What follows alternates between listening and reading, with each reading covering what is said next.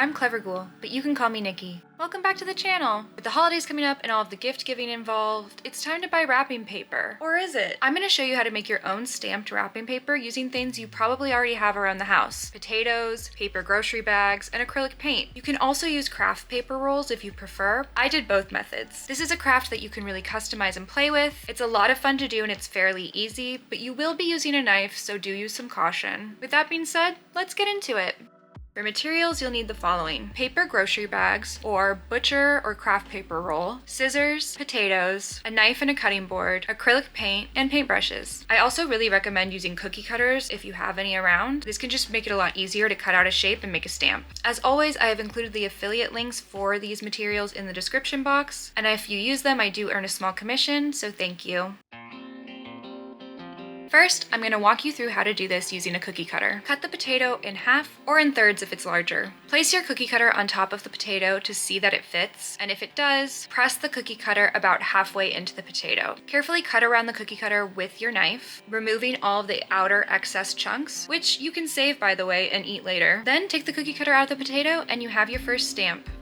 Place the stamp down on some paper towels and put it off to the side so that it has time to dry out a bit before stamping. Another method is to draw out your design, cut it out, place it on top of your potato, and then carefully cut around it. I tried to do this here with this sort of starburst design, and as you can see, I accidentally cut too deep and some of the points came off. So in order to save this, I cut the stamp in half so I only had one side, and later when I stamped, I would paint that, press it down, add some more paint, flip it around, try and line it up the best I could, and then stamp it down again so I had a complete image. It ended up being a little wonky in some places, but honestly, I really love how it turned out, so I wouldn't freak out too much if you mess up one of your stamps and have to do this. You can also freehand carve your design into your potato like I did here with this Christmas tree. You could do this really with any simple shape. Again, this one also isn't perfect, but it doesn't need to be. Lastly, I used both the cookie cutter method and the freehand method together to make this man in the moon shape. I took the edge of this pumpkin cookie cutter and used it for the rounded back of the moon, cut around it with my knife, took it out, carefully marked where the front of the moon would be, just lightly with the cookie cutter, and then cut that out with my knife, and then added in the nose, eyes, and mouth with an X-Acto knife.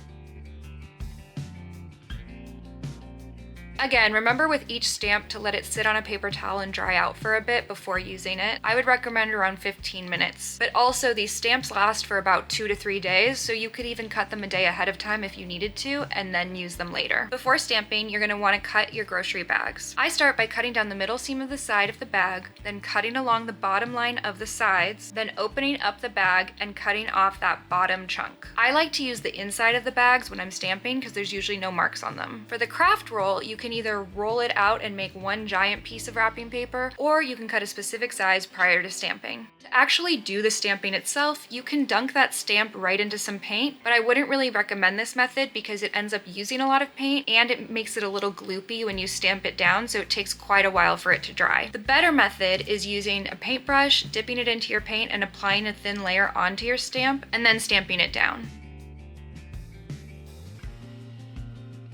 As for the design on the wrapping paper itself, you can go wild here. You can just use one stamp in one color, you can use every color under the sun, you can do layers of stamps on top of each other, you can wrap your gift first and stamp directly onto it that way, and you can even add to your stamps after they're dry. For example, here I took out some Posca markers and made this into a Christmas tree. But you don't have to use Posca markers, you could use crayons, paint, colored pencils, stickers, whatever you really feel like. I will say if I was using multiple stamps in multiple colors, I would put down one layer of stamps first, let that dry, and then add in additional colors, let that dry, and kind of work it in layers so none of the colors get mixed together and get kind of muddy and lost. Also, as a side note here, I meant to mention this earlier, but if you are going to cut letters or anything like that into your potato, make sure you mirror them when you put them down, because when you press that down, your writing will be backwards if you don't have it mirrored. And that's basically it. Just keep making as much wrapping paper as you need until you're done, which means it's time for the reveal.